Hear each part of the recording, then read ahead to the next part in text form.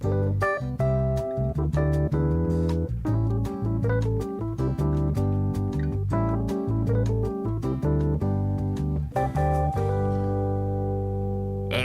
and welcome to another Happy Pod. My name is... No, I can't. Hello, everyone. Welcome to another Happy Pod, the only podcast in the world. My name is Nathan. As always, I'm joined by my wonderful co-host as we don't go on a journey. We... fuck. As always, I'm joined by Lawrence, who's a dickhead, and he's going to tell us what this silly little show is all about.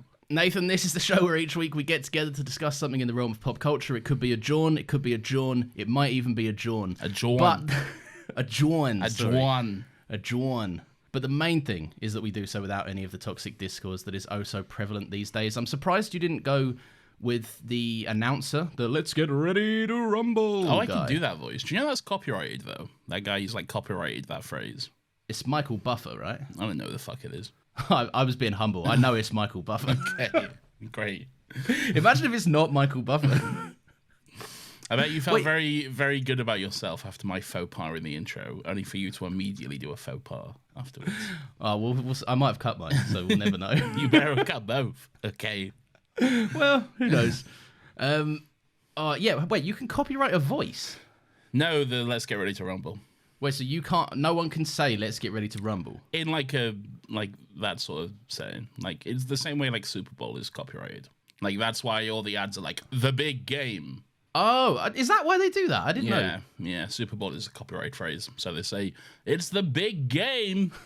I was about to say, it sounds like a bad idea to copyright the trademark name of your game, especially amongst advertisers. But then I realized it's not doing the Super Bowl too bad, is it? Like the Super Bowl still manages to succeed through it. Yeah, they charge like, what, $7 million for a 30-second ad? So, Something like that, yeah. and it will be there next year. They also charge like $10,000 a seat. And not like a fucking VIP seat. Like any seat is $10,000. It's just one of them things where if you can, I guess you will. Like, because people will pay it. There are people that are that, like, American football obsessed. Not me. Well, no, but it's a kind of a different culture for us. I'm not going. I'll loudly stand outside the stadium and go, I don't even like football. American football, that is. Do you think we're the two people on Earth that you would probably have to pay and convince to go to the Super Bowl? Oh, you couldn't pay. Well, you could. It would have to be a lot of money. You could pay me to go to the Super Bowl, but it would need to be like a decent amount of money. Like, So they need to buy the seat and then pay us to sit in it. yeah. Like, if someone offered me a free ticket to the Super Bowl, I'd be like, oh, that just sounds inconvenient. Like, do I have to get there? Because that's a long way away as well. I know they pay for the flight and everything else. Accommodation? Yeah, they've got that covered too. Food This person's expenses. really invested in you going. Food expenses. Do I get room Yes. service? Yeah, with like an allowance. How much is They're already down like 15 grand at How this much is the allowance, though? How much are we talking? What's my daily food allowance, okay? Is 3 meals a day room service? Well, just let's say an allowance for, out and about visiting restaurants and stuff. Food and beverage, $100? That's not including that much. tipping. Yeah, tipping culture is fucking crazy in America. Yeah. So it's like you got like save 20% and be like, so that fucking, I don't know, that like $50 meal you had, $10 on top of that. That's 20%, right? I don't. Yeah, sure. Yeah. I won't fact check you on it, mainly because I'm not able to. Yeah, look, I'm all for someone getting paid, but like, I'm in no rush to go to America and go out for a meal. I have. Do you tip like they tip bartenders and stuff in America? And You gotta everything? tip like everyone. Yeah. Why? The whole thing about like, I think it's fucking wild. And if you're American, sorry, but like, the like, it's because like the wages for like servers and like waitresses, or waiters, I guess, is like criminally low. It's like $2 an hour or something fucking And they get away insane. with it by being like it's part tip based or something. And then like, oh, you make most of it on tips, and then some like, but it's weird because you're like, well, that shouldn't be the thing. You should have like a proper living wage for these employees. But then some of the fucking employees themselves are like, no, I prefer it this way because like they could make bank if they're like good enough and shit. But then there's some who like, I mean, it's $2 an hour. Like, I worked in a wine bar in London over Christmas, like a good 5 or 6 years ago, and the tipping culture, because it was like a nice snobby wine bar. yeah, And the tipping culture over Christmas and like big bookings and stuff. If you were like, if you were assigned a room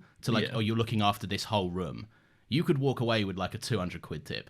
yeah. Like, it's just fucking nuts because they're all too rich and they just throw 20 quids in the middle of the table. You know what? We don't really have like tipping here much, unless you're like very rich and then whatever you splash your cash around, like you just said. But like, it's starting to become a thing that's popping up now, and it's like, but like we have no call for it because we have an actual minimum wage. It's not great, but we have it, all right. And like, we don't necessarily have the same excuse for it as the Americans do. And what I fucking hate is if you'll go to a restaurant, okay, have a lovely time or whatever, you have a nice meal, all right, but then you're like, oh, can we have the bill, please? And then they include the tip in the bill. They put like 5% gratuity onto your fucking bill. I'm like, whoa. I don't fucking order this, all right? Slow down. Slow down a fucking second.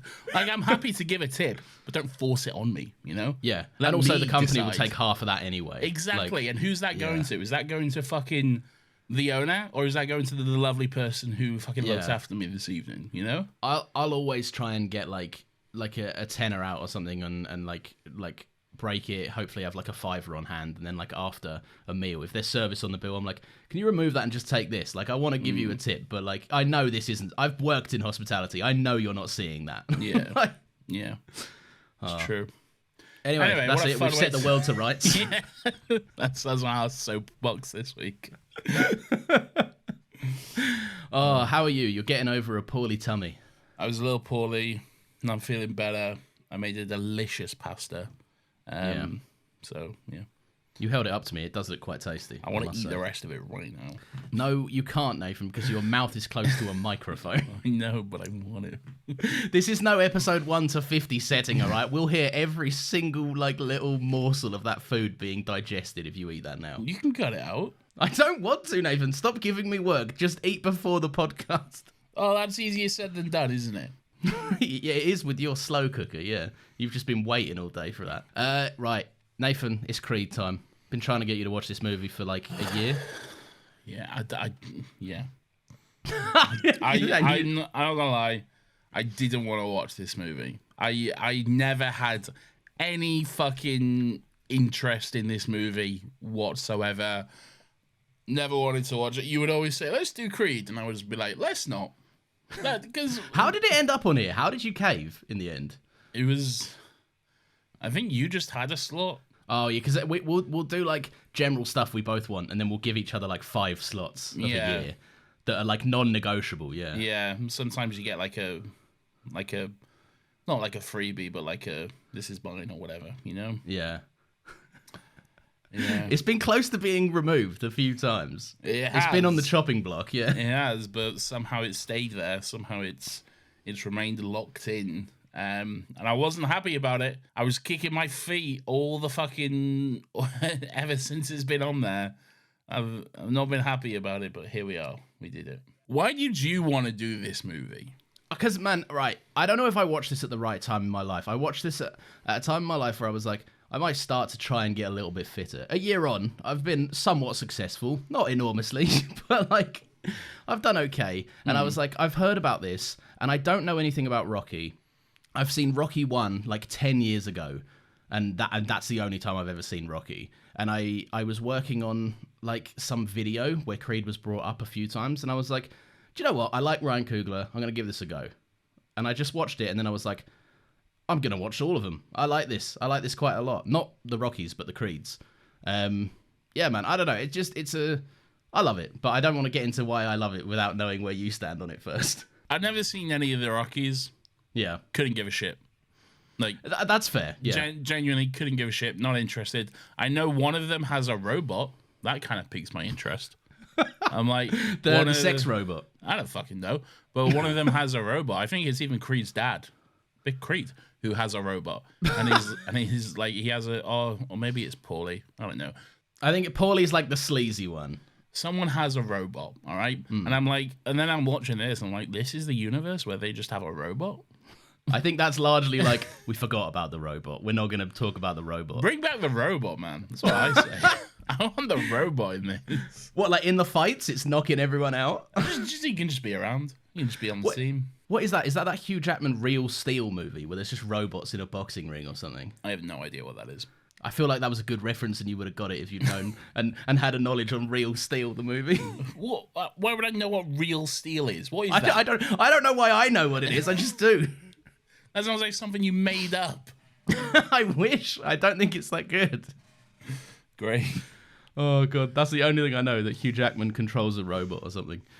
Right. You'd never watched any of the Creeds. You never watched any of the Rockies. Never seen any of them, apart from this one now. Yeah. Yeah. Stop leaving me hanging. Tell me. Tell you spare what. me. Spare me and tell me your feelings. It's fine. It's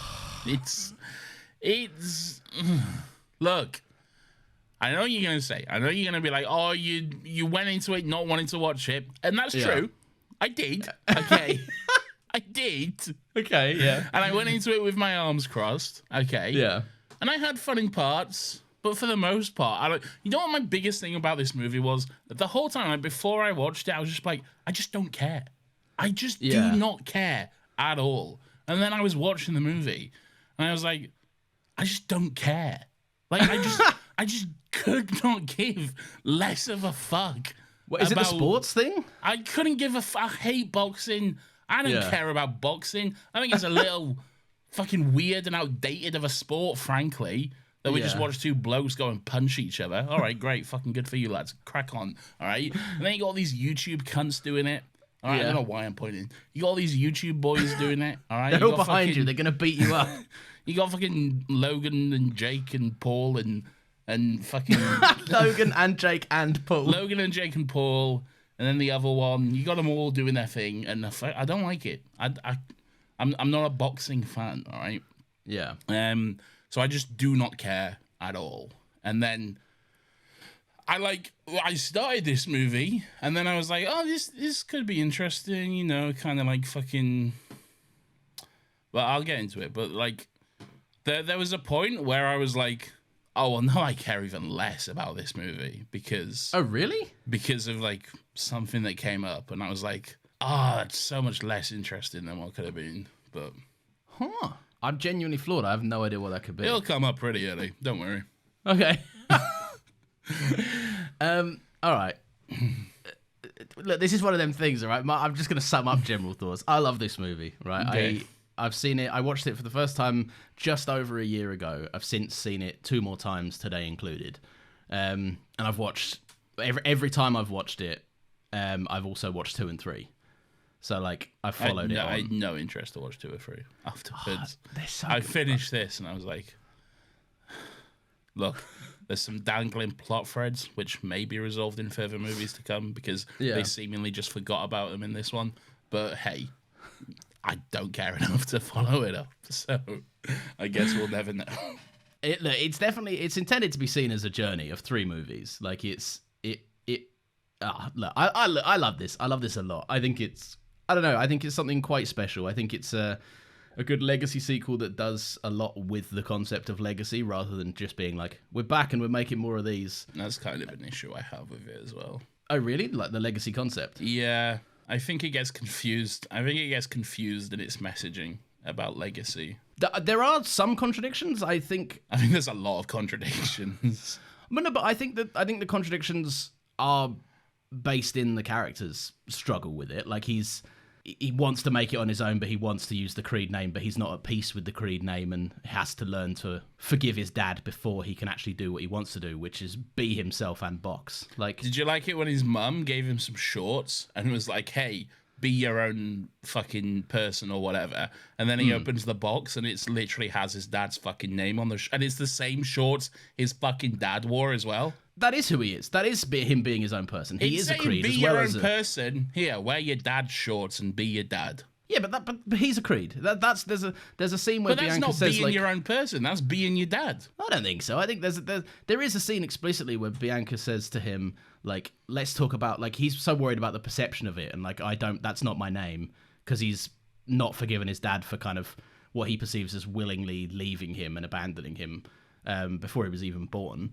But like Bianca says to her, like, let's actually work out what's true. Let's actually list the facts. You love to fight.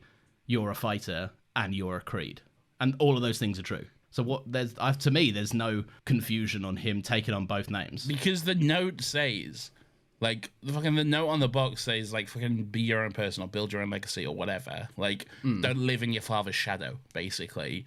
And then it's just his dad's shorts. That's just mixed messaging to me. The design of the shorts, I'll take your point, but the name being Creed is shorts. more... See, the whole thing about... Look, I haven't seen Rocky, but I know he wore the big American shorts, all right? Yeah. Okay? Yeah. Dumb, innit? No, I don't think so. I disagree with that. I think it's him being a Creed, that is who he is. That is his personhood. Like, that's something he's rejected his entire life, but that's because he's got a chip on his shoulder about who his dad was to him, or wasn't to him, is a better way of phrasing it. And him coming to terms with that, like him not winning the fight, but taking the moment to like declare to the world, you know, if I could speak to my dad, if he could hear me, I love him. I know he didn't leave me on purpose, and I hope he's proud. Like that's the reconciliation of that. He wants to be a Creed after that point, whereas before he'd rather shun it away. I think it's dumb. I think I've just said something and you've gone, oh, you might be right. No, I haven't. You can say that's all fine, but I don't think that changes the whole thing about the shorts. Okay. I think the short very, just in terms of, from a visual point of view, in terms of visual storytelling, having a note that says, be your own person, followed immediately by him opening the box and seeing his dad's fucking shorts. Yeah. That's a contradiction. Well, like I said, I get on board with the design. But, like, again, that's just one of them things. Like, that's just the legacy sequel thing, isn't it? Like, he's in the American flag shorts. But it's also a story contradiction. It's not just a legacy thing. So my big thing was, like, when the movie started, and it was, like, this, like, troubled kid who was in, like, some kind of youth detainment center or something. He's always getting into fights. He's an angry young man, all right? He's an angry young boy. He's scrapping. He's got no dad. He's got no mum. And then here comes this woman who will, you know, adopt him. She was married to his dad or some shit. I don't know what's going on. And then I'm like, okay, this is interesting. This could be something. This could be a fucking... If it's like a story of like a working class guy trying to bring himself up from the ground, you know, trying to make a name for himself and be something big. He's just a rich cunt, though, isn't he? He's just a fucking... Born with a silver spoon in his... Not born, but spent, like, from the age of 10 onwards, living in a fucking mansion. Yeah. Never had to struggle for anything afterwards. And the whole thing, it felt so disingenuous, the rest of this movie. The whole thing felt like someone cosplaying a broke guy because he wanted the aesthetic of the downtrodden working class boxer, when in reality, he's got a bank account full of millions. And the whole thing just didn't sit right with me because of that.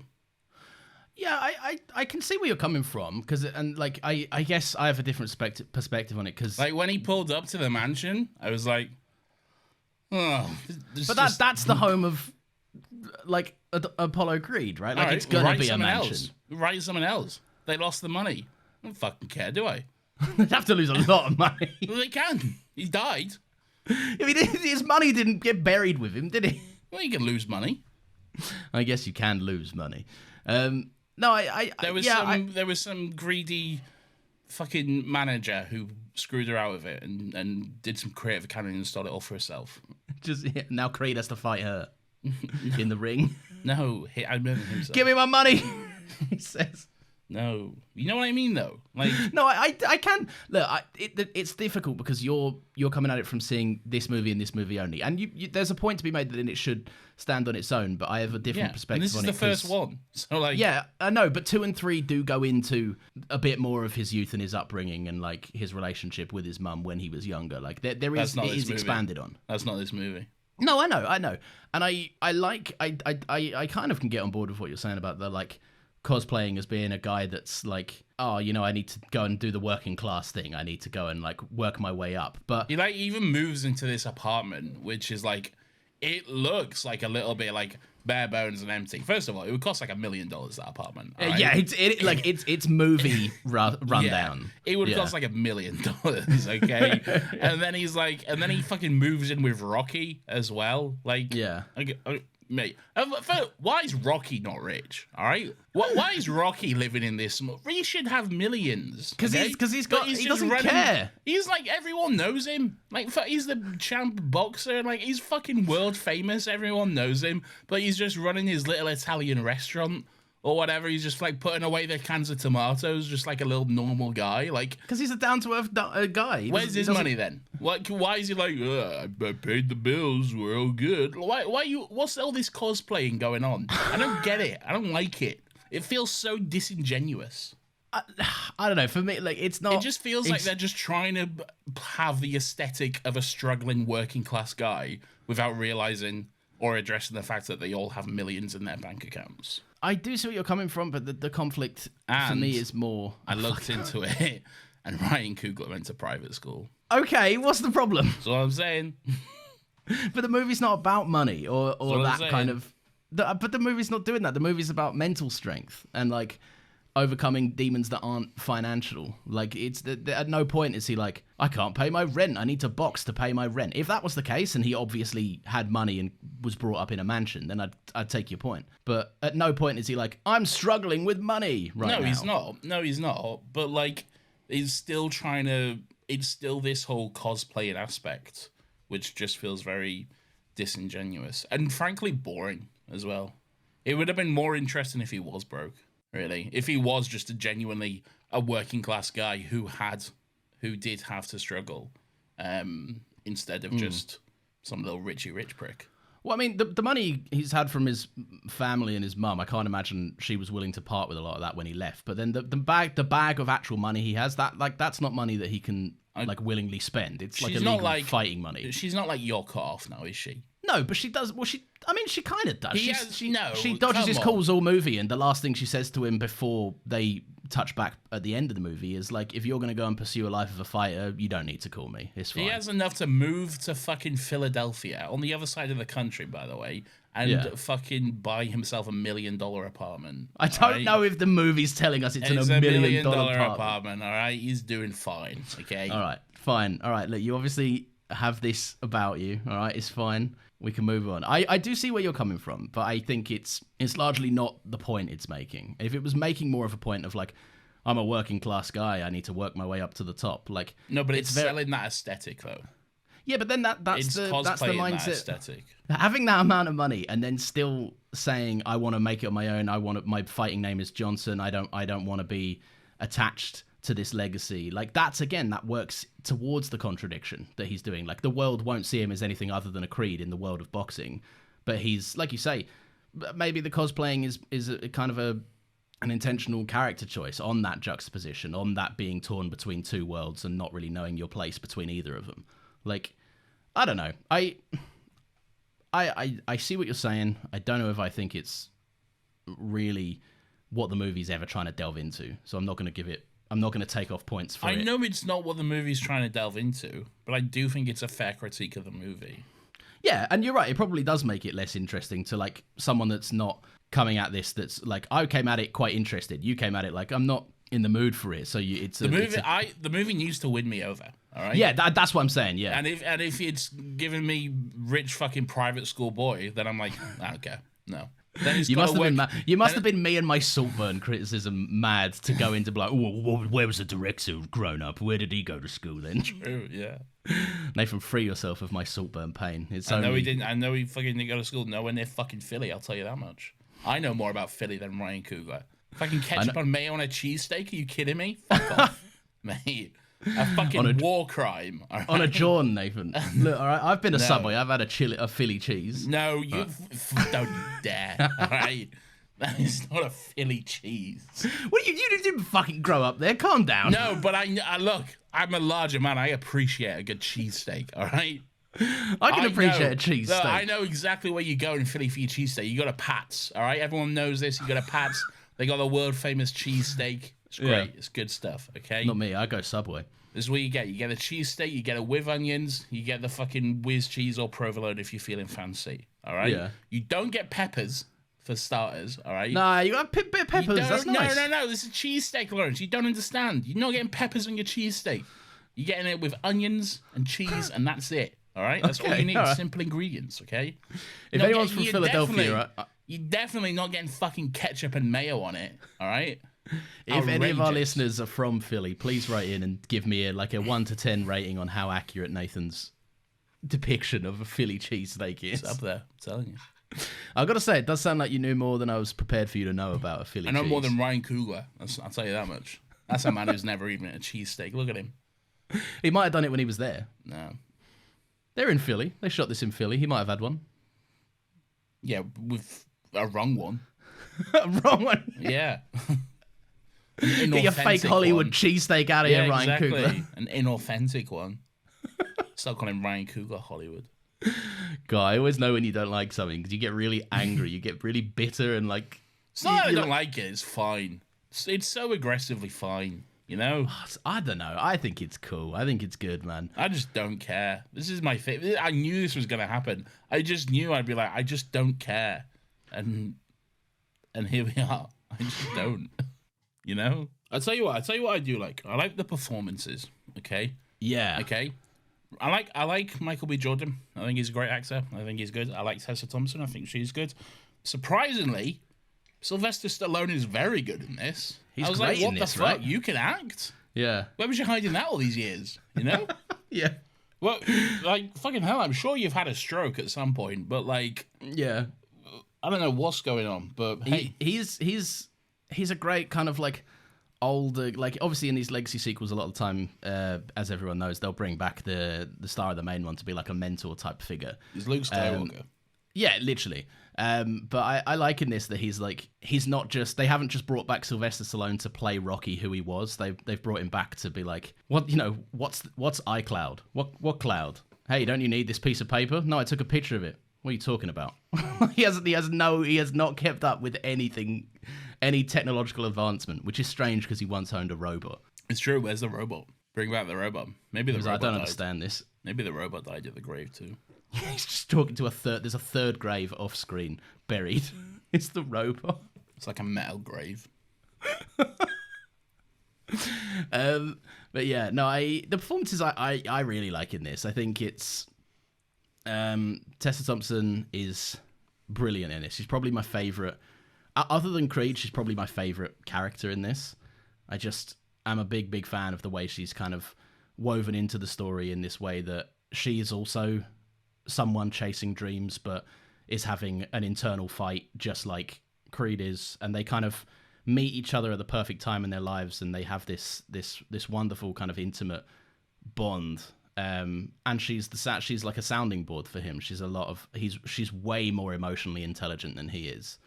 And she's able every now and again to like speak to the man who underneath the fighter to be like, you're throwing all these punches, but like, why are you? Like, why are you angry about this scenario? Let's actually work this out.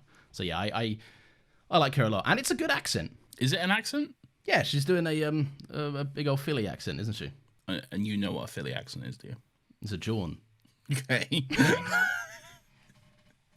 You've got the ear to detect a Philly accent in the crowd, have you? Well, I know it sounds probably a bit like this. What I'm saying, it's not her normal voice, and she's very good at it. Okay.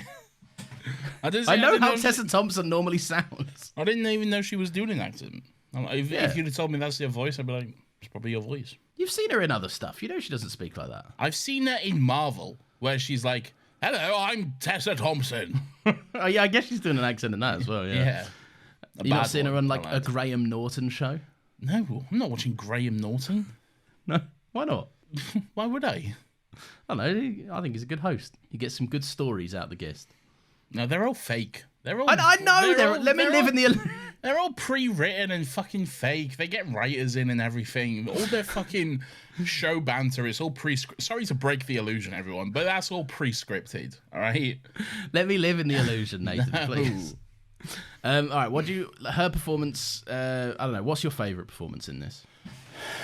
Probably Sylvester Stallone. Surprisingly, I think it's genuinely a great performance. I just wasn't expecting it out at all. Like, because he's the fucking he's the guy that is known for not being able to change his voice all that much. Yeah, and look, there's a lot of it in this movie. He is often like, "Hey kid, you gotta punch like this." But like, it's surprisingly good, and some even quite like fucking emotional scenes and stuff. He does do a fucking surprisingly great performance. I wasn't expecting it at all, to be honest. Michael B. Jordan is Michael B. Jordan. Like, you know, you're gonna get something good with. Oh, Michael he's B. crushing Jordan. it. Yeah, he's so good. He's so fine. Yeah. Wait, hang on. Are you saying he's fine as in he's sexy, or he's fine as in he's average? Both. Oh. No, like Come on. He's not average, but it's what I expect, you know? So That doesn't it's make it less impressive. No, it though. kind of does, because it's like, yeah, I'm expecting it to be good, so there's no surprise there, you know? I think he's stand out pretty brilliant in this. He's brilliant, but I'm also expecting him to be brilliant. Okay, so it didn't knock you off your feet like Sylvester Stallone. I'm not watching this movie like, whoa, where's this Michael B. Jordan kid's been hiding, you know? Like, I'm not discovering Michael B. Jordan for the first time. No, I know, but you can still say it was a good performance. What would that have been in? Found Four Stick, probably. I don't fucking know. No, that movie where everyone gets superpowers or something. Oh, yes, Chronicle. you're right, actually. Chronicle, yeah. Yeah. Chronicle. And Dane DeHaan is there. 3 people get superpowers, Lawrence. Not everyone. Well, yeah, but there's only 3 people in the movie, really, isn't there? No, there's a lot more. Well, he's one of the ones that gets superpowers. There's Dane DeHaan's dad. I mean, I have not seen this movie in at least 10 years. I don't think it's 10 years old. It definitely is. This movie's over 10, or almost 10 years old. This movie came out in 2015, Lawrence. Yeah. So That's you're almost wrong. 10 years. Will be next year. Well, shut up. Chronicle was before this movie, so I'm right. I still win the point. All right, great. I don't care. Ugh. I don't know where to go with this because I want to just dig in. Well, dig into what, though? I have 3 pages of notes. Oh, great. We'll fucking mention one of them, man. What do you think about the the actual fights themselves? I think they're fucking good. First one was... Which one's the first one? Oh, well, like the... The sparring or the actual first fight? No, There are like two the fights. fight he has against the tattooed boy. Yes. Like Rocky's friend's son or whatever. So the first main fight then. Yes. Yeah. Yeah. Like, it was like halfway through the movie. Yeah. Yeah. I thought that one was good. The main fight was a bit like underwhelming, I think. Do you reckon? Yeah. It was a bit Hang on, underwhelming. what does it for you? What do you need to stimulate your brain? Like, Not boxing for a start. I guess that's a part. Yeah. Okay. I don't know. Like I thought it was very underwhelming in the way it ended as well, because it was like, oh, you get up, you gotta get up and fucking win this last round or whatever, and then he like just kind of stumbles his way through the last round by not getting beat up. And I'm like, I know the whole thing is like he loses the fight but he wins the night or whatever. That's a fun thing to say. But like, it's boring. What about like a fun fight ending? I don't know. Knock him out. He's a prick. But he doesn't. That's not. But knocking him out isn't the point, right? Winning. I don't care about the point. I want to be entertained. All right? Be entertained by the emotional No, aspects I of don't it, Nathan. fucking care about the emotional aspects. All right? I want to be entertained by a movie. I don't think that's too much to ask. So what? So the final fight, the ending fight, you think is underwhelming? For the most part, yeah. Oh, see, I don't understand. I've also only seen this movie once, okay? Yeah, but I mean, like that's the first time to experience it fresh. That's like how people watch real fights. Like, I'm not out here watching real fights, to be honest with you. no, but Lawrence. what I'm saying, the point is like, if it didn't nail it in the first go, you're probably not going to find it more satisfying on a second watch. What I'm saying is I haven't fucking studied this movie like you have, okay? I haven't studied it. I've just watched it Okay. a couple of times. Fucking hell. I forgive me for wanting to be entertained, okay? I'm not- I know I'm that's not a coming at fucking you. egregious crime when watching a movie, all right? Fucking hell. But that's- I just think it was a little... I know the idea is more about the fucking emotion and what it means for him and like fucking all that bullshit. I get it, all right? Trust me, I get it. I just don't care. Okay? I just do not care. I want to be entertained. And it was more just like 2 guys just occasionally hugging each other. And then his eye got hurt. I did like the part where his friend was like tapping his shoulder, where he was like, how many fingers am I holding up? 4. Oh yeah, That yeah. was pretty cool. Sneaky. I like that. Yeah. But other than that, boring. That's a big moment for Rocky. Not throwing in the towel. It's a big Rocky thing. I haven't seen Rocky. I don't care about Rocky. I haven't seen it. I know he runs up the stairs Yeah. He punches some fucking dead pigs or whatever. Why are you getting so gross? I haven't. Because you're fucking. You're like, oh, if you'd seen Rocky, actually, you'd I realize. never said that. I'm just saying it's a thing that Rocky does. I don't care about Rocky. All right. This is what I said. I said I do want to watch this because I haven't seen Rocky and I don't care. And now you're saying to me, well, actually, in Rocky, this is a thing. But yeah, it is a thing in Rocky, but it doesn't that doesn't negate the enjoyment of this movie. Like I'd seen the first Rocky over 10 years ago when I first watched this. Still seen it. Yeah, but I don't remember anything about it. I remember that fucking Sylvester Stallone's like, I want to fight this guy, and then a guy gives him a chance, and he's like, thank you for letting me fight. I'm now a fighter. Like that's Rocky. Sounds boring. For fuck's sake.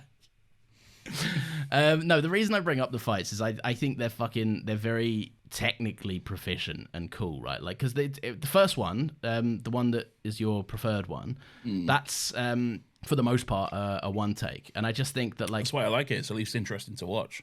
Yeah, the other one it just felt boring. Just felt like the an actual other one- It felt like a boxing match. I'm like, great. There's a reason for that. Yeah, but I've seen boxing matches, and I'm like, I have no interest in this. I don't care. Do you know what? How I can compare this? All right, Ted Lasso. All right. Yeah. Genuinely, I've never given a shit about football. I genuinely got excited watching Ted Lasso. Okay. Yeah. Genuinely got excited in the football matches because they shot it in a way that was interesting. Okay. It wasn't just like a fucking game of football that I was watching. Okay. They actually had stakes in it. They actually had shot it in a way that was visually interesting and all this. You don't stuff. think there's stakes in the final fight? No, I do. That was the wrong thing to focus on. It was more just on the visual thing. Okay. But this, the way it was just a boxing match, and I was like, I just don't care about this. You know. But is it not engaging for like the aspects? What is the difference between me watching this and fucking KSI versus Jake Paul or whatever, you know? Well, I haven't got a movie telling me that KSI really needs this for his mental health capacity. Like, I do see what you're saying, but I think it's way more than that, and it hinges on the rest of the movie landing for you. I get it. If you didn't gel with the whole movie, I can understand why the final fight is probably going to be like, if I'm not invested in the stakes of this, then I'm not really giving a fuck about it, the outcome wise. I do think it's shot interestingly though. Like I'll get to the first one in a sec, but they framed the final fight in quite an interesting way, I think, where it does jump between being a standard boxing match, kind of, you know, mid shot upwards, cutting to like 4 camera angles, and then they keep intercutting like little moments where Marianne, his mum, is like watching it at home. Like I don't think it ever gets lost in the boxing showmanship of it all. Like it always reminds you that this is a personal story. Like it cuts to Rocky's reactions, and I know like reactions are one thing, but then like Marianne watching it on the TV and like interjecting with it and getting. Marianne's always stood in the same place in that house. All right. Yeah, whenever we see her, she's always stood behind the couch. Sit down, woman. All right. Ding, what are you doing? ding yourself. All right. She's got a Thank mansion. you. Fucking use it. Yeah, God, she should put a TV in every corner of her room. That's like you saying, "Oh, I can't believe everyone watches the TV in the same spot in their house." No, I should have put my TV upstairs and watched it today. God forbid. She stood in the same spot every time you see her. That's visually She's nervous, Nathan. No, I mean in every scene. All right. The first fight I like a lot. The one take is interesting. But why I said it was like technically proficient is I like it's a boxing movie. It will largely hinge on whether the punch feels like it lands or not. And in a one take with like choreography, that's pretty tough to do. Like the camera operator has always got to be like in the right place to make it look like that choreography is an actual punch. And I don't think they pull their punches is a, you know, maybe pun not intended phrase, but like I think it gets, with the sound design working in tandem with it, I think it is quite effective at being really impactful. Like you feel those punches. There's a moment where Creed gets in his like sparring session, he gets like lumped on his ass, and the camera does that Sam Raimi special where it just follows his head and tracks him, where they actually dropped the camera onto the floor, so it felt like it was hitting the mat at the same time he did. Yeah, I don't know. I think all of that stuff's really cool. Like, and also, like, I've never obviously attempted to do anything like that, but it must be fucking really hard to nail that as an operator. No, I'm sure it would be. Yeah. Yeah. What else do I like about this? I like. I'll tell you what I like. I like it when he wins the first fight And then they're celebrating like, yeah. And he turns to Rocky and goes, let's fucking tear up the town. And it just hard cuts to the three of them just asleep in front of the TV, watching like fucking Skyfall or something. I said I've got a note that Adonis is like you for real because watching Skyfall sends you to sleep. That was the joke that like really made me laugh. I said earlier, I told you earlier, there was one thing that like just fucking killed me. It was that moment. It was so good. It was so funny. Let's tear up the town. Just cut to him straight asleep on the bed. That was the best part of the movie. No, for fuck's sake. That one joke. That was the best part. All right. I like. Let me read some. Let me get through some of these notes. Otherwise, I'm gonna cry that I didn't get them all out and sadly delete them from my Google Doc. Okay. I like that even his first conversation with Rocky is this, like, the inciting action of the scene is that he wants a trainer. Like, he goes there to be trained and to kind of make Rocky's acquaintance. But the first question, literally the first thing he says to Rocky is a question of how did he beat his father? How did he overcome him? And I think it's a nice kind of reflection on who he is as a person. Like, he's quite combative in conversation. Like, he goes, the home phone still works. You never called it. You gave a nice speech at his funeral. At his funeral, though. Like, he's very much like, fuck you, even though he's come to ask him for a favor. And one of the only things he actually asks Rocky that's somewhat personal is, how did you overcome my dad? And that's this entire movie. Is Adonis trying to overcome the presence that his father still holds over him. Like, I guess the movie wants me to think he's like 26. He's definitely like 33, but like, yeah, I don't know. And I quite like that. It's good character introduction. I like those scenes. Must be really difficult for you being friends with me sometimes. Yeah, it is sometimes. Yeah, because like you're saying all this and it's very eloquent and it's like it's well put together and stuff. I'm just like. But I just don't care. I just couldn't give a shit, man. You know, and like, it's definitely challenging when you don't care. Yeah, I'm sorry. Okay, I would like to, but I just don't. Okay, and I can't lie. I get what you're saying. I get like the intricate points. I get the struggle Creed is facing about his father and stuff, and some of that does come across interesting in the movie. I do like the moment where like he like really fucking breaks down when he finds out about Rocky's cancer. Also, the cancer thing. Okay, the thing that fucking made me was a weird phrase to say. Made me laugh about the cancer. I was cracking up. Yeah, when this sad, lonely old man got cancer. No, but like the whole scene was so fucking telegraphed. Though they have like here's all these pamphlets about this cancer you have. All right, I'll take these. I don't want anyone to know. Keep it between us, all right? Here, let me put all these pamphlets in my pocket. Here I go, walking into the gym with all the boys with these pamphlets just sticking out of my pocket in plain view for everyone. Here I am going into the locker room, boys. I'm just going to hang up my coat here. Let me hang up my coat with all these cancer pamphlets just sticking out of plain view in my pocket. Sure, hope no one comes in here and looks through these cancer pamphlets. Come on, man. You come on, man. And when I say come on, man, I mean ding yourself. No, I'm not dinging myself. That's the plot. That's just progression of the plot. How are you going to tell me you like Rise of Skywalker and then moan about these plot indicators? Because it was telegraphed. It was like fucking... Ray, go get this knife that's the same shape and stand in this right place to look at the Death Star. It has to be in this exact same space, though. Where was that telegraphed? I'm talking about plot contrivances, Nathan. I'm not. I'm talking about things being telegraphed. Okay, but that's just foreboding in a movie. That's just something that happens in every movie. Yeah, well, dull. I can't believe in The Matrix there was a computer on screen. That's not what I'm saying. That's a bit on the nose. You're being incredibly facetious now. That's not what I'm saying. Yeah, I am, but I think you are too. No, I'm not. I'm just saying that it was very obvious how it was all going to play out, and it was like they played into well-established tropes. Okay. Yeah, and I get it. It's like the sitcom character might be pregnant, so they burst down the toilet door stall. They're violently sick, and then they go, "I know what that means." Like, I understand it is a bit that. Yeah. But I don't know. That's the most interesting part of the movie is those character conversations. Like, get me to the moment Creed finds out. When Sylvester Stallone like saw him reading the pamphlets, he might as well have looked down the camera and went, "Well, that just happened," you know. Yeah, but like, But then it leads to like this fucking absolutely beautiful scene. Yeah, and that's what I'm saying. That I like. That is a good scene with great performances and a really genuinely emotional scene. Yeah. But then we get to it with this silly little slapstick fucking routine, you know? I don't know if it came across as a slapstick routine. No, it doesn't. That's me It's just being it is facetious. just tried and true tropes of an industry. Like It's a little silly, is what it's it is. it's screenwriting things, isn't it? It's just silly.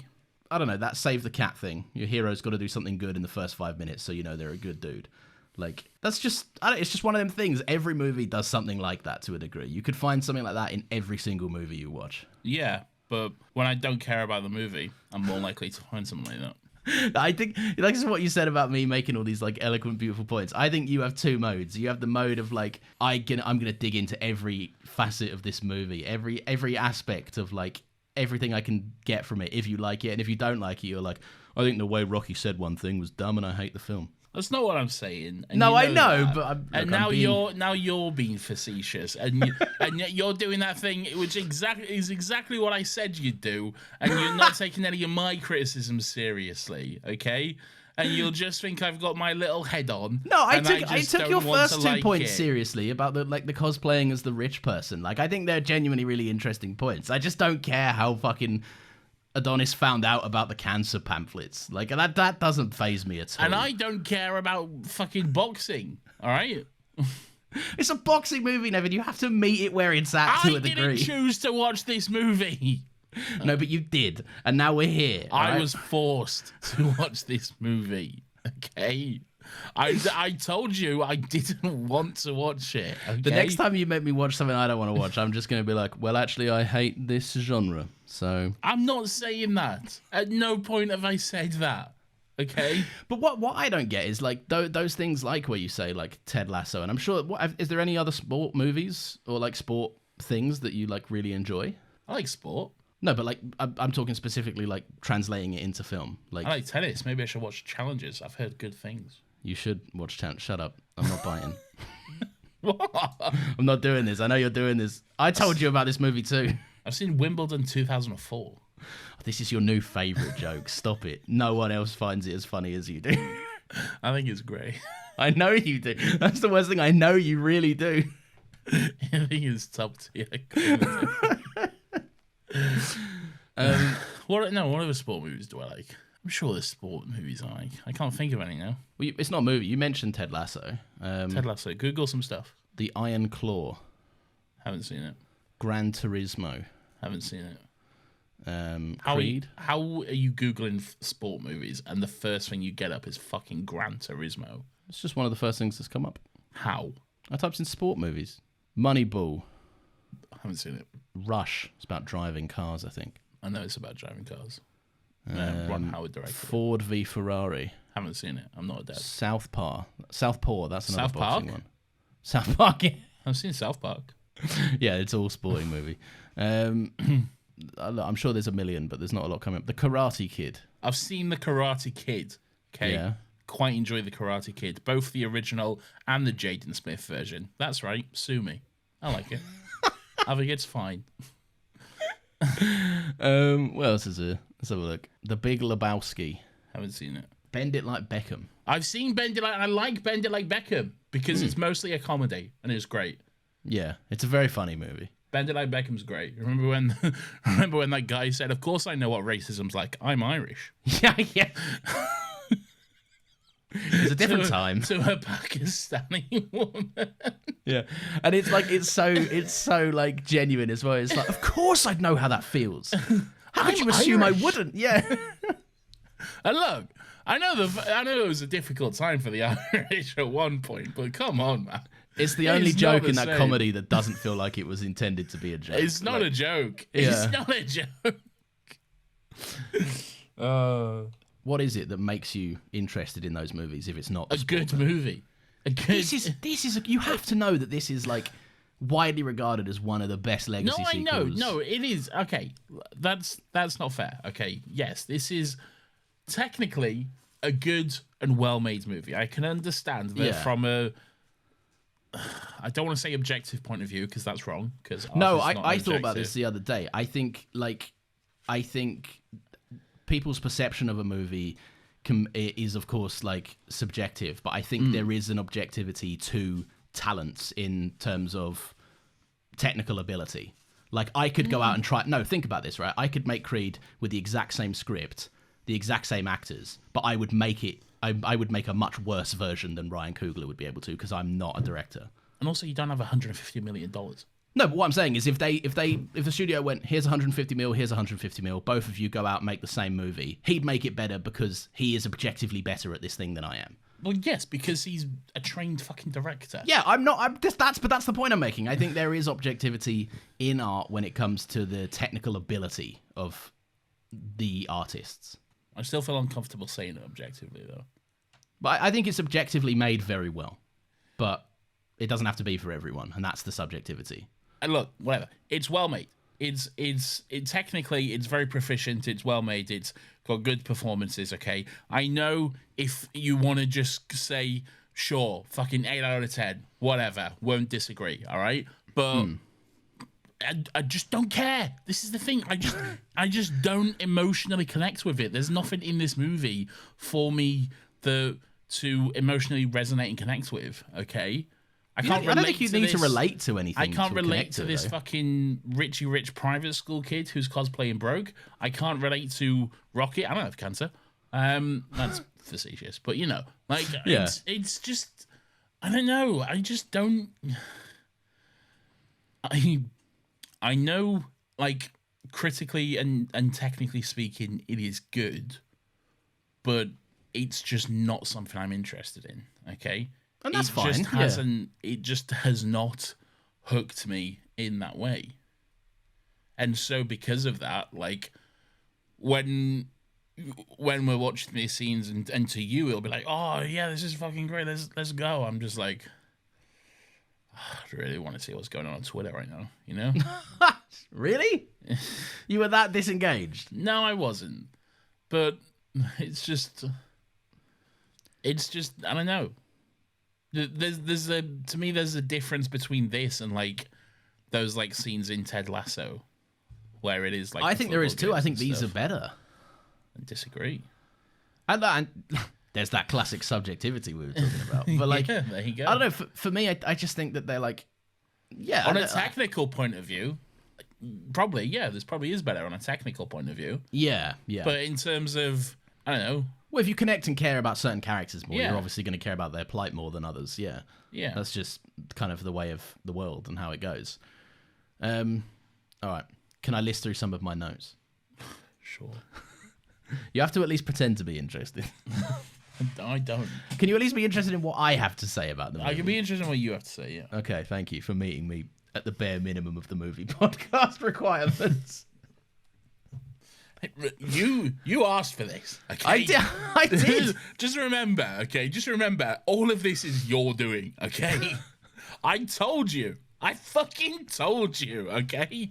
I warned you for months. Okay? Look, here's the thing. Sue me. I thought you might enjoy what is largely regarded as one of the best fucking movies of that era and this Lawrence, genre. What happens when you put me in a box? You should know this by now, okay? What will I do? Yeah, you will. What will I do? I don't know. I think you sometimes enjoy a contrarian point of view. I think you like. No, this is not me being contrarian. I feel like if you think this is me being contrarian, that's not fair. Because I feel like I've been very honest and explained why it just does not connect for me. No, and that is not being. And I've also said technically as well, it is very good, and from that point of view, okay. Yeah, I've not just been like, well, I don't like it, you know, okay, fair enough. Which I think is your idea of me sometimes, you know. I get agitated when I can't express my love for this stuff. You can express it. I know. I want you to love it too. I don't share it, but you can express it. Okay. Do you think I'm contrarian? No. You're giving me a complex now. No, I'm sorry. No, I'm also exaggerating for comedic effect, Nathan. Well, what happens when you put me in a box? You don't like to be in one. I'm aware of this. And I'll say fuck you, and I'll make my own box. It's true. It's what I do. Yeah, that is true. Yeah, I was pre-warned. It's true. Right. I think for a movie that its main goal is to fucking punch people in the head, it's surprisingly like quite focused on intimacy, which I quite enjoy. Obviously there's like mental intimacy in terms of the journey that Creed's going on throughout the whole thing, but his connection with Bianca is like one of my favorite parts of the whole movie. I'm a big fan of how the cinematography shows this, right? There's like, they frame in your favorite aspect ratio, right? 2391. A thing that you texted me about and were like, I'm so happy that it was in this aspect ratio and not 4:3. Yeah, I didn't have to watch some dumb fucking movie in 4:3 for once. I'm not biting. We're not doing this. It will turn into a 20-minute discussion. No, I'm praising your favorite aspect ratio. I think that they have this great talent in the movie about having these intimate moments expressed through wide shots, but then they put like set dressing and placements to close in the walls around the characters. Like there's the whole thing with the door. Bianca and doors is a big thing throughout the movie in terms of like visual language. How she kind of like closes the door so it's just herself. It's a big wide frame, but the only thing to look at is her. And it's an interesting use of space. I think that in the Philly cheesesteak diner that they go to, the Jawn, when they're eating two Jawns, they put this kind of Jawn in front of the camera. It's the backboard of the booth that they're sitting in, and normally it would be like an over the shoulder kind of, mid shot upwards two conversation two-hander, but they have this great thing. What are you saying here? I'm saying that look, it's a hard thing to describe because it's a visual thing. Okay, so I'm doing my best. I'm lost right now. All right, what I'm saying is, to put it as simply as I can in my head, they basically have a wide frame, but they put the characters close together, and then they close in the characters with like something on the frame, like a straight line down the middle of the frame, where these two characters are like pushed together. Like what I'm saying is they have a wide screen, but they confine the space that the characters have to be in and to perform in. And I think it's a lovely look at intimacy throughout the movie.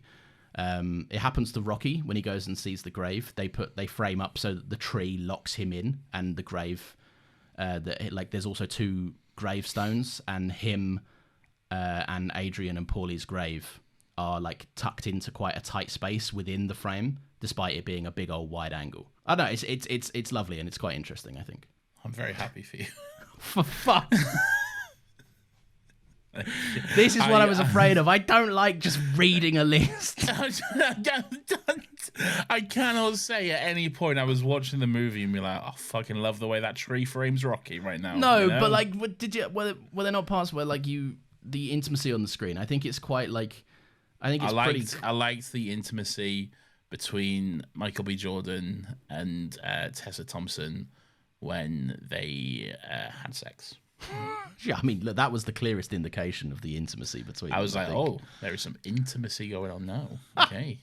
And then I looked away because I don't like to watch sex scenes in movies. No, of course, yeah. Well, you're a very Christian man, as we all know. It's true, yeah. Anyway, 2 tickets to Challenges, please. That's not the joke. What do you mean? Joke. There's not 3 people involved. That's not the joke. But the joke was me saying I don't like sex in movies. Anyway, I'm going to go watch Challenges. Oh, I see. Yeah. You should go and watch that movie. It's a good movie. This must be what it's like for you being friends with me. Keep all of that in as it happens. I don't fucking care. What do you think of Big Lonely Rocky? You said it's one of your favourite performances in the movie. What do you make of how what he's getting up to and doing? Cancer? Yeah, I mean, yeah, sure. No, like I mean like his whole like if I break I'm not gonna fix it kind of thing. He's obviously a very lonely dude. I like the way Michael B. Jordan calls him Unk. I would like a trendy young man to call me Unk. I feel that would make me feel cool, you know? Yeah. Okay. You don't think? I think you're not. Well, I guess I am an actual uncle. I am also an uncle. Yeah. If my nephew starts calling me Unk, I'd fucking love that. I'll tell you what, I was not expecting Liverpool of all places to show up in this movie. That's fucking. Do you know that's actually Tony Bellew? He's a famous fighter himself. He's a real boxer. Oh, is he? Yeah. I like that. There's an element of realism to this. They have that Michael. Why Buffer didn't they call him Tony Bellevue then? Because they still want to set it in a world where he's not Tony Bellevue, and They should have got that little Irish boy. What's his name? I don't think he's that little anymore, and I think he's a massive cocaine addict. He's a massive prick, whoever he is. Yeah. Oh, Conor. Oh no, is it Conor McGregor? Yeah, that's the one. Yeah. Okay. Yeah. He was just in that movie with Jake Gyllenhaal. I said it. I said the thing. Oh no, please don't. Please. I won't. Thank you. All right, I like how Creed interprets Rocky's refusal of treatment. It's essentially another father figure just being like, I'd rather die than be your dad. Like that's how he sees it. Yeah, I like that too. It's a very good scene. Michael B. Jordan does a great performance in that. Yeah. Yeah. Especially because it goes on for a bit. It's not like a scene and then it's dropped. Like it fundamentally changes their relationship. Like Sylvester Stallone, he's just like Rocky's one of them like dads that doesn't know when he's put his foot in his mouth. Like he says all the wrong like he what he's saying from the perspective of like a lonely man that's like aged out of the only thing he's ever been known to be good at. Like I see his perspective on it, but like when he says little things to Donnie about how like, you know, he's a great kid, he's a great fighter. And it's like, dude, like call him your son. Call him anything other than a fighter, because that's all he ever sees himself as. And it's like he's just putting his foot in his mouth. I don't know, man. I really like it. And I know that the next scene he picks him up from the jail cell. I guess he like pays his bail or something. Or I think he just lets him out because he's like, hey, Rocky's here. I'm just going to let this kid out of the jail because he knows Rocky. Yeah. But he then the first thing he says is, "What's up, son?" And I'm like, okay, you went away. You figured it out. You're his dad. Like, you're just his dad now. But he's also got a son. Yeah, but this is another Rocky thing. Like, he's got a son, but his son's not a boxer, so he has no idea how to connect to him. Like, he has no clue on how to talk to him. That seems kind of shitty. Yeah, it is. I'm not saying it's a good thing. That seems pretty awful, if I'm being honest. It is. I mean, but like you do get the sense that the son removed himself. Like, he didn't want to grow up in Philly, and Sylvester Stallone's Rocky's not leaving Philadelphia. But like, can you imagine being that son and then turning on the TV and seeing your dad, who has always struggled to connect and bond with you emotionally, be like, "This is my son. Hey, everyone, meet my black son. I love him." Okay. That's another laugh in the movie for me, when like he's like, "Hey, this is my uncle. I'm gonna go live with him for a bit." And Tessa Thompson's like, "He's white." I feel like you could have a white uncle. I feel like you could as well, but she's very much not expecting that, and like, for him to be Rocky Balboa too. Yeah, like what if your mum or your dad? Nathan, we all know how it works. No, wait, I can figure this out. My lord. What if your mum or dad has a sibling and they married a white guy? Yeah. There you go. That's your uncle. I know this. I feel like this is an exercise for you to figure out. I was. Yeah, I was trying to make, because I knew it could make sense, but I couldn't figure out how, and I just needed to put that together. So I did. Okay. Well, are you comstable with it now? So what I will say is, shame on you, Tessa Thompson. Maybe you should open your eyes a little bit. Yeah, exactly. Come on, Tessa Thompson. Yeah, and stop putting people in boxes, because what will happen is they'll say "fuck you" and make their own. I feel like you might have dipped into something else there. You might have tapped into another thing. I don't know what you're talking about. Okay, fair enough. No, I like that, and I like that Adonis kind of leverages Rocky's love for people to like make what him kind of get name the is chemo. Adonis, first of all? It's fucking, I don't know. His dad was called Apollo. I know, both terrible. Yeah, but they're pretty Dude, iconic named after names. a fucking spaceship. All right. Okay. Can we talk about anything else other than a surface which was level? named after a fucking god. I get it. It's like calling someone Icarus. You know? Yes, I know. Yeah, I was your Karen a garbage earlier. Whatever. Yeah, I know. I've spent the whole week fucking doing this. Okay. I have no more room in my heart for any Icarus comparisons, because I had to go and find stupid moments from a movie from 1968 where Icarus was on the screen. And it was hard. It was difficult to do. You could have just used the footage of Eternals with Game of Thrones. But then I had to. But they're talking about the specific thing. I had to go and find the specific thing. You should have just said, "I'm not doing it." Yeah, and don't pay me too. I'm fine with this. This depiction of Rocky is more of a complex view of like, it used to be you need to win to feel good, and you need to fight to prove how tough you are. And now it's way more a case of like, that fight doesn't have to be punching someone. That fight can be a braver fight, an internal fight against loneliness and getting treatment that you maybe, accepting life is sometimes the harder choice than just accepting, I'll just die. That seems easier.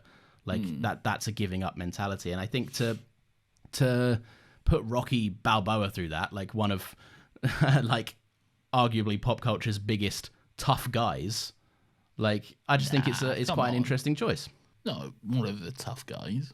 You don't think Rocky Balboa a tough guy? If I think tough guy, I do not think Rocky Balboa. Do you not? Like he's known for being like, I'll punch people. Like it's a big thing. No. Well, who's your tough guy go to? Rambo. Okay, same man. I can see maybe you're confusing him with Rocky. They look similar. No, Rambo actually hunts and kills. He's got a bloodlust. Okay. All right, but there can be more than one. First Blood. Okay. There can be more than one. First of all, no. And then Arnold Schwarzenegger. Yeah. When he played Arnold Schwarzenegger, I guess, in one of his many tough guy roles. He has a few. Yeah, it's true. But I also think I think Rocky's up there. Rocky's a tough guy. I don't think Rocky's a tough guy. Oh, you fight him then. But I don't think of any boxer as a tough guy. Do you not? No. Mate, some of them have the most ridiculously tuned mental discipline that you'll ever come across. I feel like it's mostly performative, but maybe I'm just getting that confused with wrestling. Well, wrestling is performative for a different reason. Yeah, but also, but boxing is performative. Like the whole thing about like the press conference where they're like, "Oh, I wonder if they'll get mad at each other." They always get mad at each other. No, right? And of course they do, and that is the selling the show mentality of it. That's the kayfabe and all that bullshit. Yeah, but I mean in terms of like, you've got to be pretty mentally tough to walk into a ring and fucking get punched in the face 50 times and call it a job. Like, I'll do it. I don't know. I reckon I could fight a boxer. Do you? I could fight Logan Paul, I reckon. Why do you reckon? I don't know. I like that you went a boxer and then went Logan Paul. All right, yeah, I know, that's fair. But maybe not like a proper boxer, but like a YouTube boy. Like, I could fight, like... And win? Yeah, I reckon I could fight and win with Logan Paul and Jake. I'll fight them both at once. I don't know if that's true. I respect your ambition. I think I could. I think they could both kill you. Look, I have been in 2 fights in my life, I think. Okay? Yeah. And both lasted about like 30 seconds, okay? Yeah. But I don't know. I reckon I could take him. Explain your tactics or your reasoning. I don't know. I have absolutely no evidence to back this up other than just a gut feeling. It's like that thing, like it's like the blind arrogance of man. Like when there was that trend of like people asking their partners like, "Hey, do you think you could land a plane?" And most men be like, "Oh yeah, definitely." Yeah, but I think anyone with a brain cell would be like, "No, I probably couldn't." Admit your weaknesses. I couldn't land a plane. I'm not upset about it. No, but like, could you land the thing is like if you could land a plane like with help from like the fucking flight control or whatever. All right, yeah, but then who's helping you fight Logan Paul? I don't know. Boxing a famously 1-to-1 sport. That's fair. You might have me in your corner going, you said you could do it. Do I not have Rocky in my corner? Yeah, but he can't fight for you, Nathan. You still have to go out and get lamped. Well, and flight control can't fly for me. All right? I guess, but they could, look, all right, fine. How are planes not like remote controlled these days? All right, anyone... How is it not like a guy in a room on like Flight Simulator, Yeah, I guess, but like you probably need someone there in case it goes wrong. Yeah, maybe. To like physically press a button or something. I don't know how planes work, all right? No. But I could land one. I know that. You could land one into Logan Paul. That's the only way you're beating Logan Paul, if you fucking crash a plane into him. I'll call him out. I'll call him out right now. He needs it. He'll take it. Well, there you go. Hey, Logan, it's going down. Is that what they say? Something like that, yeah. To that effect. Yeah. I'm calling you out, Logan. I want to fight you, and I want to get $1 million to do it. Okay, and you have to that's come all to they England. do this for. That's all it is. No, people do a job for money. You've really cottoned onto something here, Nathan. No, that's fair. Oh God. What do you think of Tessa Thompson's little songs? Oh, not good. Do you think I quite like them? People agree with you on this. There's a large Yeah. consensus that like she's in later movies as well. She's depicted as quite a well acclaimed singer and producer. Oh, really? And people are like, they could have at least made them better for this to be. Yeah, they could have. Like when he first like stumbled into that club, Yeah. and then she's just there like singing that song. I'm like, oh no, this is not good. She likes it when you grip. Great. I'll play a bit here. The joke Okay. will make more sense. Okay, great. You have to go back and listen to it and send me a voice note of you laughing.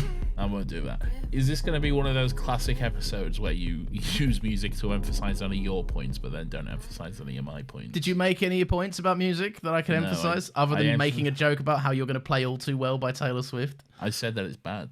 Well, I didn't say bad. I just said it's not great. I'll play some Tessa Thompson music under this. Great. But we're both discussing it. I rolled my eyes when the Rocky theme started playing.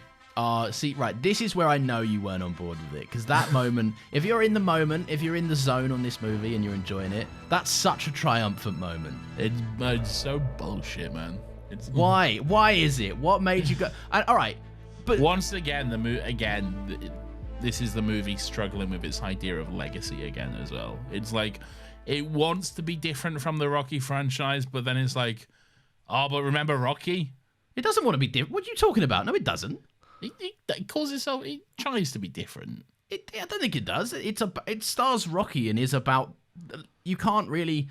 There are elements of this movie that largely relate back to the previous events of other Rocky movies. I don't think it's distancing itself from Rocky at all. Well, maybe not.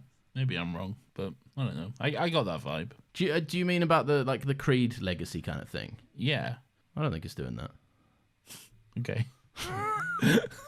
All right, fine. But then to frame it in a point, this is where I know that it's like this is just something about this movie that you wouldn't pick apart in other movies, because you've been on record a few times of saying that in Rise of Skywalker, when they play the Star Wars theme, when all the things show up, you love it.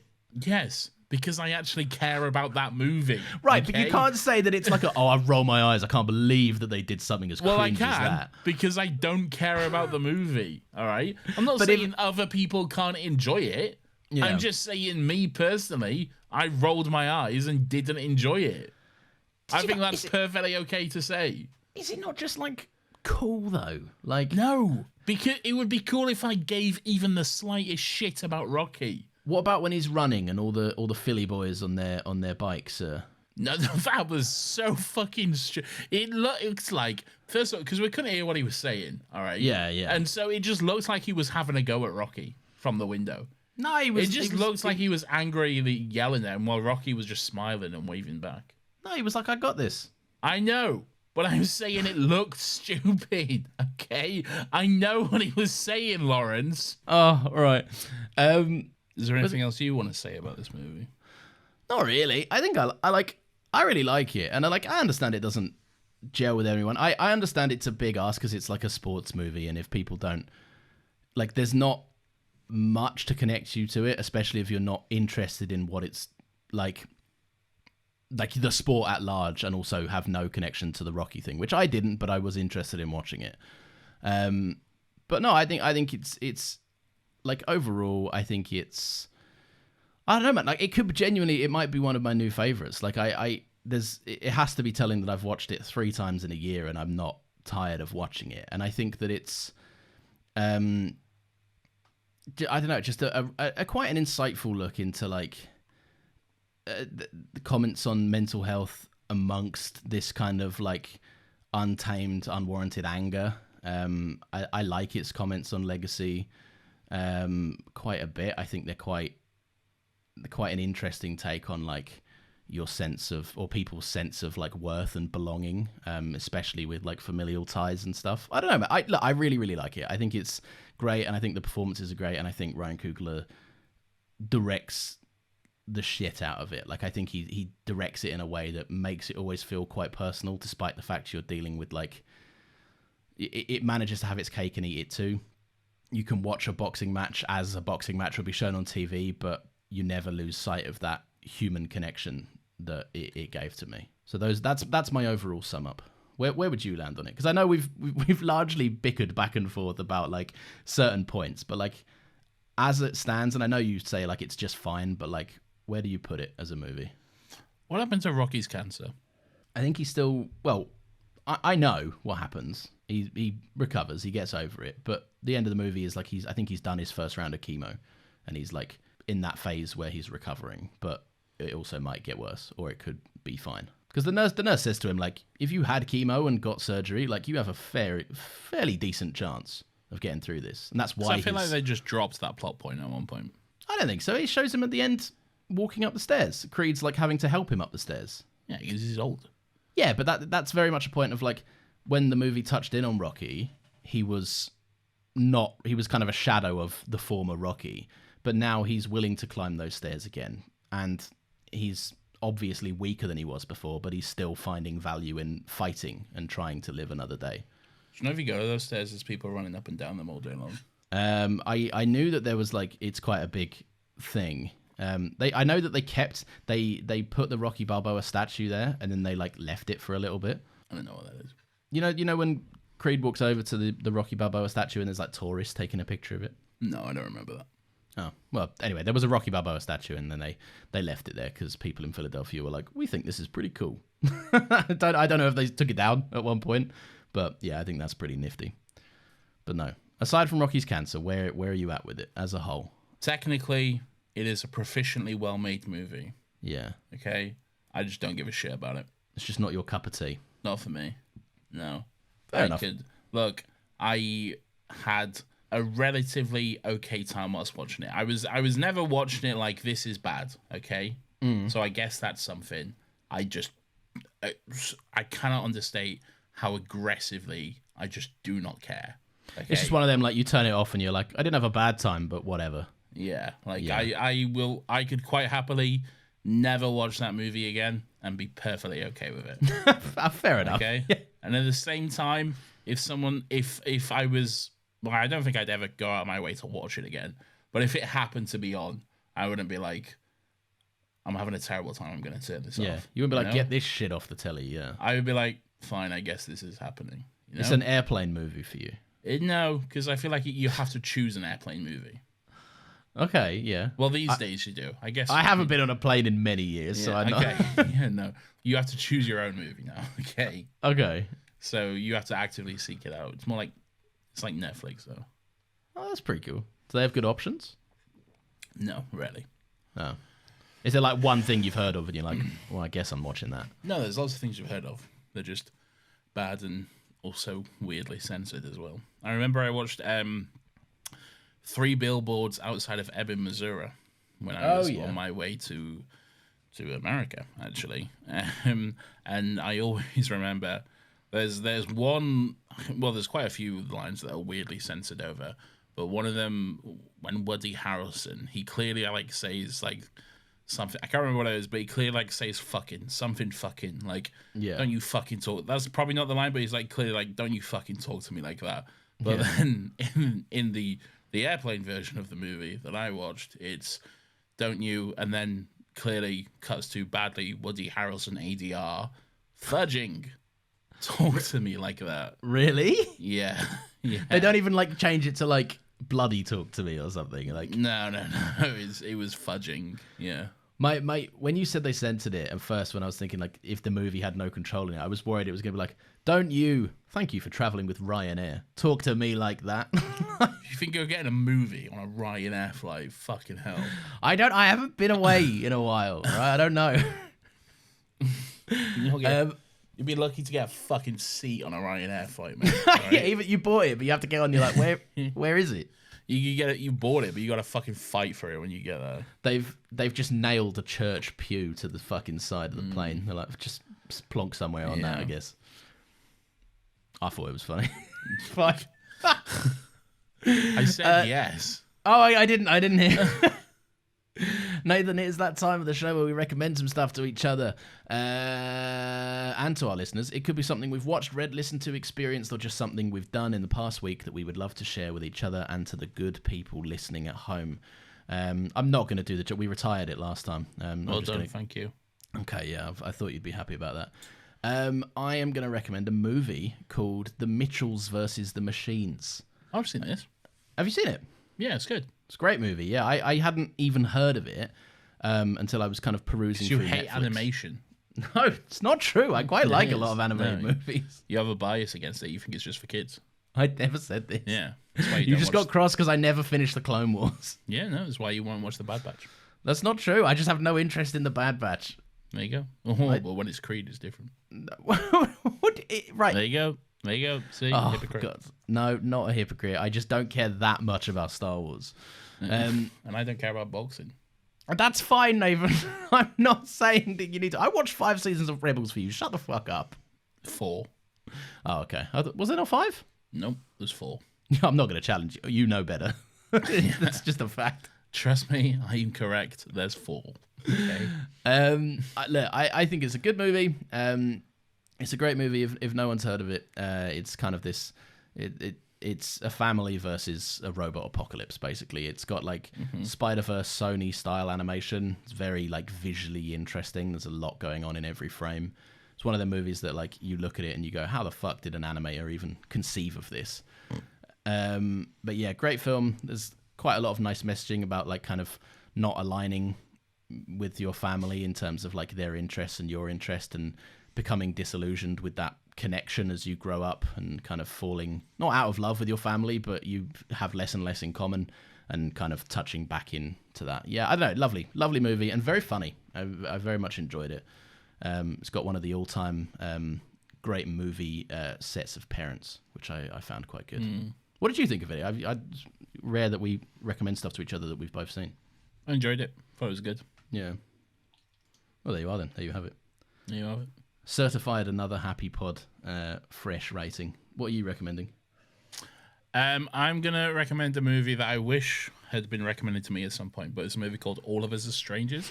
For fuck's sake. A movie I watched this week, or last week. One of the weeks, I can't remember. Are you going to tell the story about how you rung me up and told me to tell you something? I don't know what you're talking about. And I'm not going to say much about it. I'm just going to say I had a really good time watching it, and I think it's a very beautiful movie, and that's all I'm going to say. Find out the rest for yourselves. I think I've said more on this podcast about it, so. You've never mentioned it on this podcast, I'd remember. Fuck's sake. Lovely. Well, yeah. Oh, so 2 recommendations we've both seen. As in both seen. Shut up! I have. I've seen it twice. I've seen it more than you. Well, then why didn't you tell me about it? Oh, shut up. I can't stand it. You know how to push my buttons. Thank you very much for listening. If you've enjoyed the show, then please feel free to leave us a 5-star review. It would be very, very much appreciated. You can do that directly through your podcast platform of choice. Apple is always a good one because they let you write a little message, which is nice to see. You can also follow us on Twitter at Another Happy Pod. Be sure to go over there, check out what's going on, and check the link in our pin tweet to suggest a topic. We don't always kind of make room for them, but we sometimes get around to them, and anything is possible. Who knows? Nathan, we have yet another podcast, if you can believe it. We do. It's called Still Got Legs. It's our Doctor Who rewatch podcast where every single week we watch and discuss an episode of Docky Who, and it's a bloody good fun time. So fucking listen or I'll kill you. Fucking hell, 16 likes on this tweet. Fucking hell. This Caravan of Garbage tweet. Hell yeah. A banger. We're famous. Post that picture of Hermione going, OMG, a hit tweet. There's James liked it or something. What's going on? That tends to be the way. Yeah. Anyway, next week, everyone get excited because we're going to be doing this. From the very beginning, I realized I saw the world differently than everyone else. That didn't sit well with some people. But I wasn't for everyone. I guess they were always scared that I'd be a psycho. Cruella de Vil. Oh, it is Cruella, isn't it? Cruella de Vil. If she doesn't scare you, No evil thing will. I'm in Wahoo! the stone. It's not Mario. Wahoo! It is not indeed Mario. It's in fact Cruella. Yeah. Thank you very much for listening. We will see you next Friday at 10 a.m. Stay sexy, stay cool. Yeah. Remember, all right? As long as you're talking, you're not listening. Good advice. Is that in the movie? Yeah, What you just said. that's the thing you said you rolled your eyes at. I rolled my eyes at the theme. I didn't roll my. Well, no, what you said. Oh, the quote. Yeah, that's in the Yeah. movie. When's that in the movie? When he makes What was the him, quote again? I didn't listen to you. as long as you're talking, you're not listening. You can't learn if you're talking. When is that? It's when Rocky makes Creed I don't care. stop. See you next week, everyone. I don't like you. I've decided. Press the button. Fuck you. Oh no! Oh, good.